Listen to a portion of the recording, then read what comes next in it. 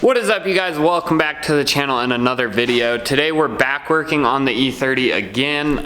We're doing a little more turbo prep. I want to get the whole chassis pretty much sorted before I install the turbo.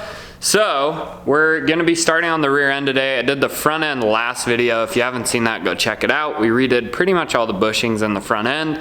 But today we're working on the rear end, and we also have a limited slip differential to install as well. So I'm not gonna make a long intro, it's pretty straightforward. I'll show you guys the parts we're gonna be putting in, and then we're just gonna go ahead and start tearing down the rear end. All right, so here's all our parts we got going in. This is a 373 limited slip differential. It's kind of torn apart right now because we're cleaning it up and putting new seals in it. We have Redline diff fluid for the rear end. Then we have all new bushings. This is the seal kit for the diff 2. That's all OEM BMW parts. We'll be putting that in. Then we have reinforcements here. These are pretty much all the garagistic reinforcements they offer for the rear end. So we have sway bar reinforcements. We have differential mounting reinforcements. And then the trailing arm kit. We also have all the bushings they pretty much offer for the rear end. So we have the trailing arm bushings, we have a diff mount bushing, and then we have the actual rear subframe mounts to go in as well. Those are all 80A durometers, so they're still streetable, not like solid or like a 90A, which is a lot stiffer. Then we have the Black Series Power Flex for the rear sway bar, which is basically just what we put in the front end. And then a differential mounting kit with studs. This should make putting the diff in a little bit easier. So not too many parts, but we will have to pull the whole rear end, take it all apart, and then I will have to get all the reinforcements welded in, as well as I'm probably gonna powder coat the trailing arms and the rear subframe. And then we'll be reinstalling all of it, and hopefully the car will be a lot better because the front end made a world of difference, so hopefully the rear end will too. So I'm not gonna babble on the intro anymore. Let's just get started. We're gonna jack up the rear of the car and then start taking everything out. We'll probably just pull everything out at once, the hubs, the trailing arms, the rear subframe as well. So let's just start and jack the car up.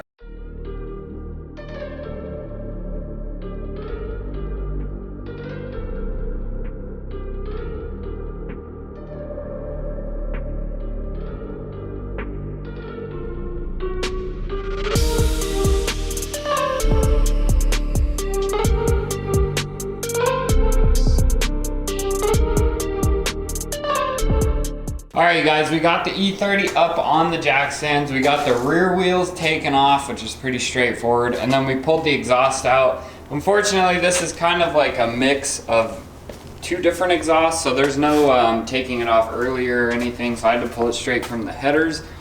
So we pulled the exhaust out, got everything up on the jack stands. I disconnected the rear shocks. So now, I also disconnected the rear brake lines as well.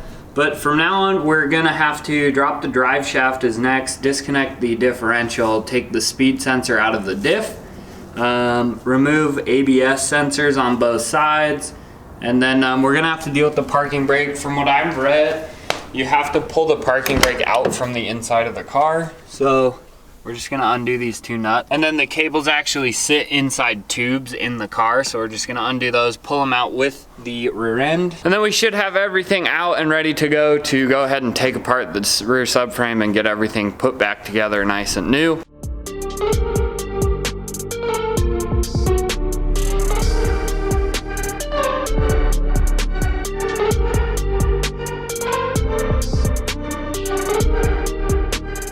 Alright, so now that we got the drive shaft undone from the car, I'll try and show you guys the best I can.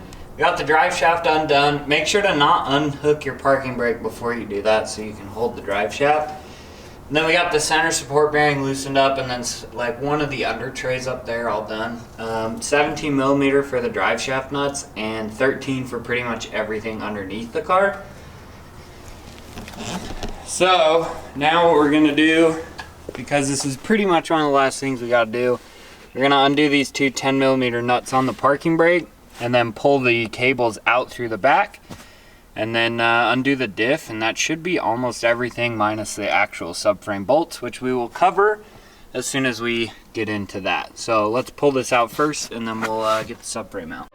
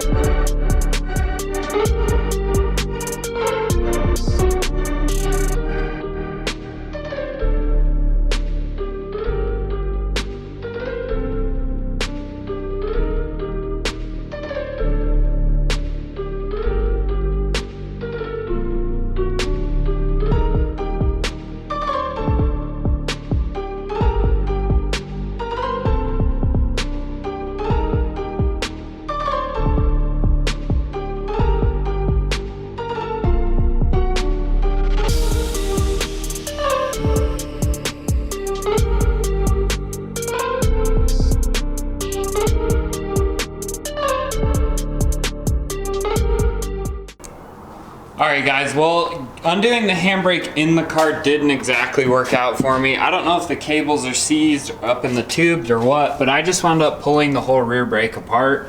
So I just took all the drums out, and then the parking brake literally just comes out of the back. So that was the easiest way I found, and I'm going to take them apart anyways because I want to redo everything, so it had to come out anyways. So that was a simpler method for me. I know you can do it either way, but this was the one that I found worked the best. So we got everything out of the car. I'll probably just replace all the rear brake stuff again anyways because it's looking a little crusty. So now the only thing left to do is to get this diff mount out, and then the two subframe bolts on both sides, and then we're good to pull the diff out and the subframe.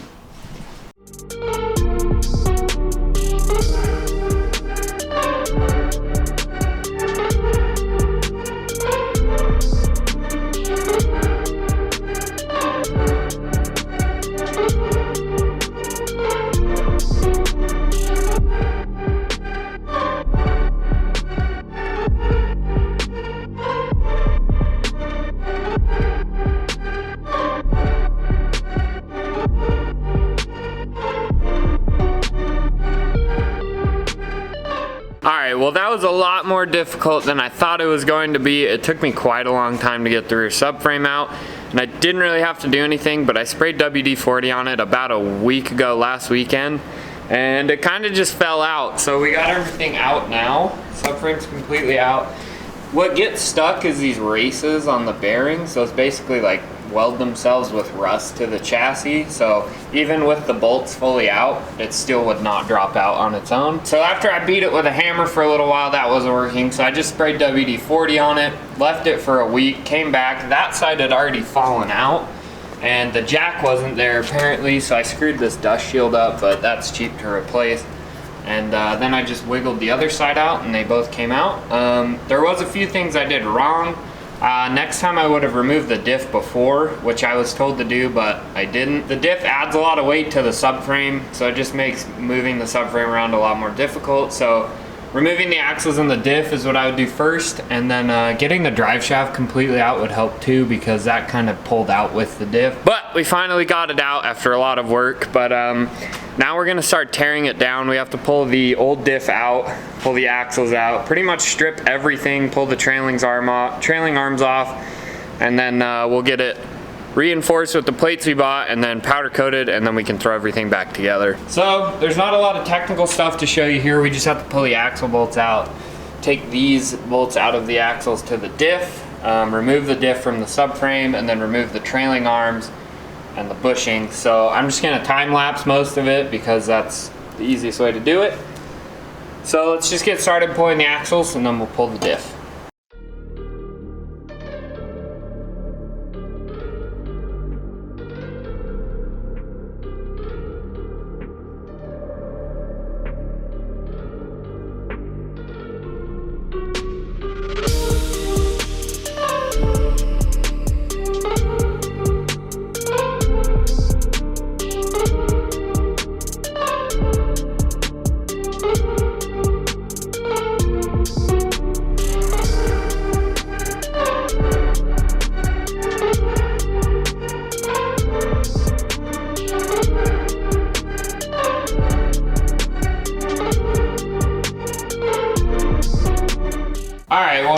everything torn apart. We got the subframe out by itself. We got the trailing arms off. I still have yet to get the axles out. The axle nut's a 30mm nut on the end, and then you just gotta press the axle out through the hub, which I need an axle puller to do that, so I can't do that yet.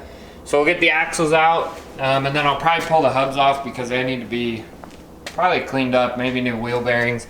Totally destroyed the dust shields on both sides, so those will get replaced. Here's our old crusty open diff. This thing is destroyed, so that'll be getting replaced with our limited slip.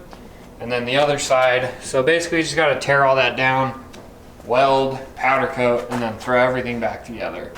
So we'll go get a CV axle puller to push that through the hub because I cannot get it off. Get those out, and then we'll get everything welded and everything will be good to go. So let's go get one. All right, well, we've made a little bit of progress since the last clip, but nothing really too difficult, just a lot of time-consuming processes. So here's what we have going so far. Everything's kind of torn apart right now. We did get the axles out. That was a pain. Had to use a hub puller, and these were super rusted in. And then the hubs are right here.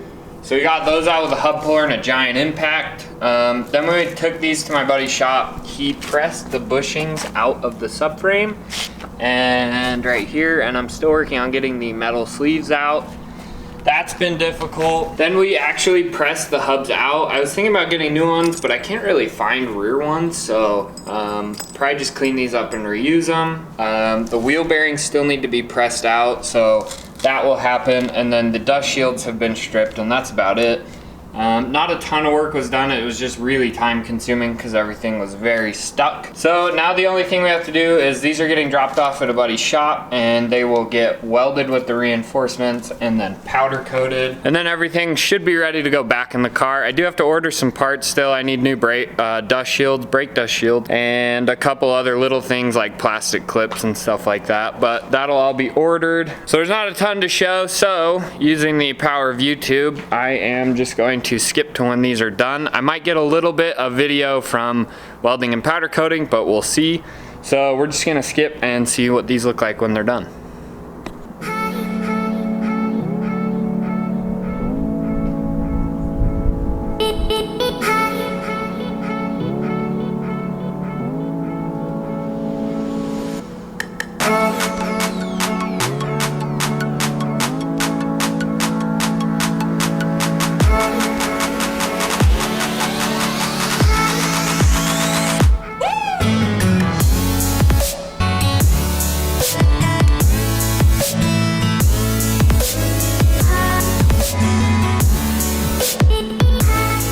Alright, well there we have it. Everything is finally done. It took a couple weeks, but we finally got everything back from getting welded, powder coating, and it looks phenomenal. So I'll run you guys through everything that we did, and then we can get started throwing everything back in the car. So first up, we got our subframe. This has been fully reinforced, so we have the diff mounting points. And then I didn't do the adjustable toe arms because I don't know, I didn't want to deal with all that.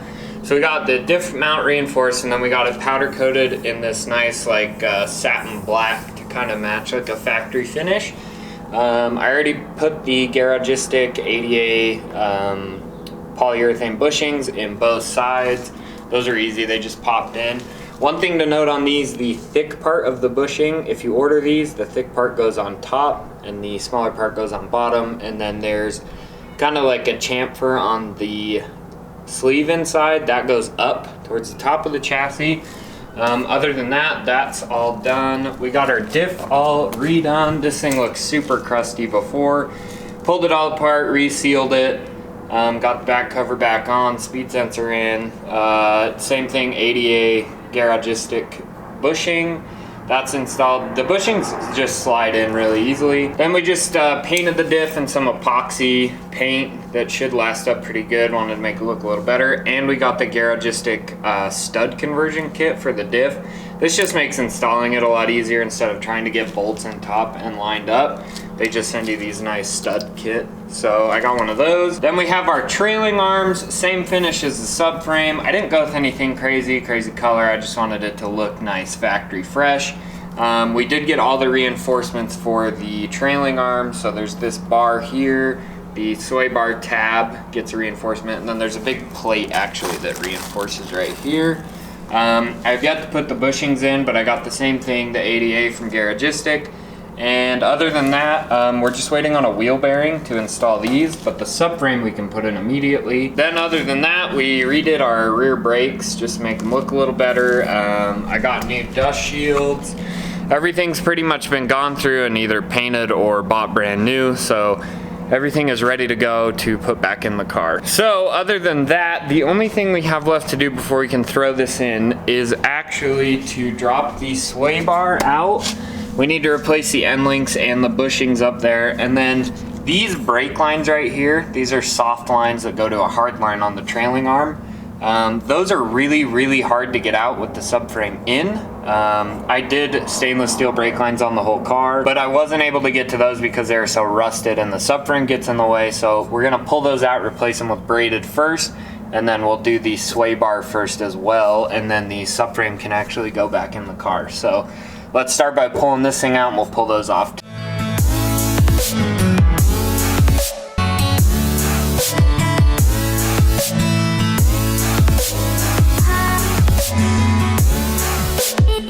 Alright, well we got our sway bar out and back in already. It was a pretty quick process. Same clips as the front sway bar. I just did PowerFlex Black Series bushings in the back to match the front.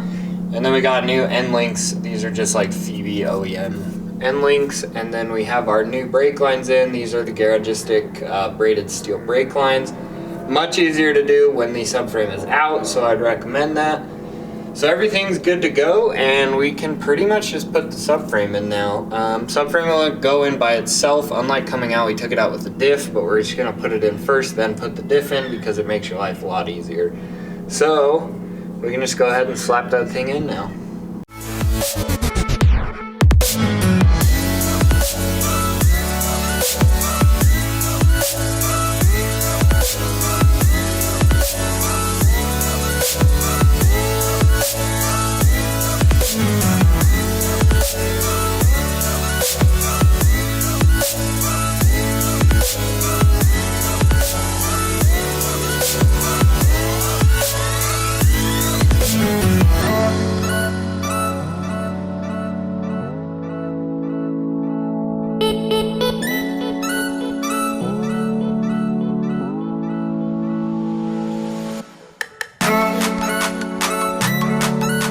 Alright, well we finally got this nice refresh diff back in. The camera will not adjust, but our diff's in, looking great. Got everything in, just need to plug the diff in. And then we got the whole drive shaft in and pretty much the undercarriage put back together. So we're just waiting on our trailing arms, which I had to get the new wheel bearings pressed in.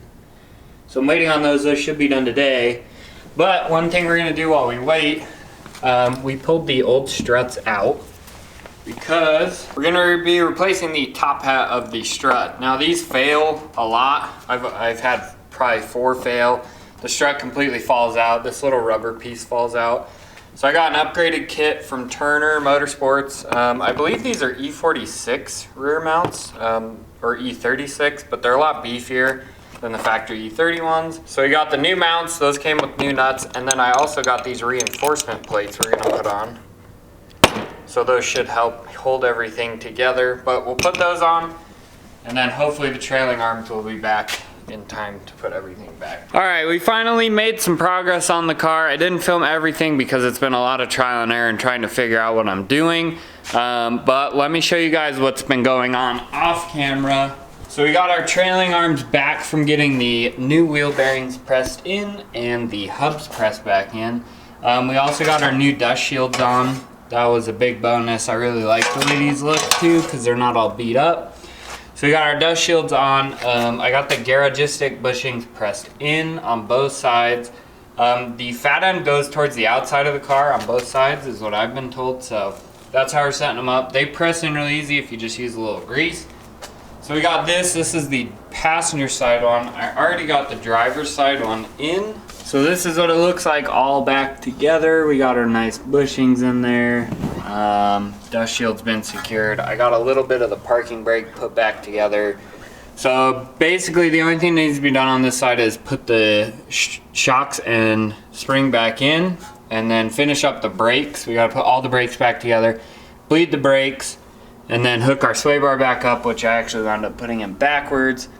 So we have to rearrange that, put all the brakes back together, and then should be good to go. See if that limited slip actually works. One thing I will point out on the passenger side, because you have your fuel filler nut going to your gas tank, it does block this bolt hole right there if you have the subframe in without the trailing arms.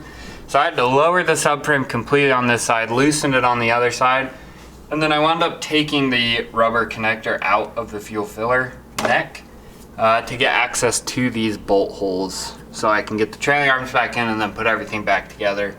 That was the only way I could find to do it. There might be another way, I don't know. This is the way I found it to work. So if you're gonna do it, I'd maybe put the trailing arms on first, to be honest. It's gonna be a little more clumsy and hard to get the subframe actually bolted in, but it will save you a lot of time because you don't have to redo all this. So we're gonna get the other side in, get all the brakes done, and then hopefully we can take this thing for a drive finally after a very long time. But it should be worth it because the car should be basically brand new on suspension and the drivetrain almost. So let's get this thing in and get it done.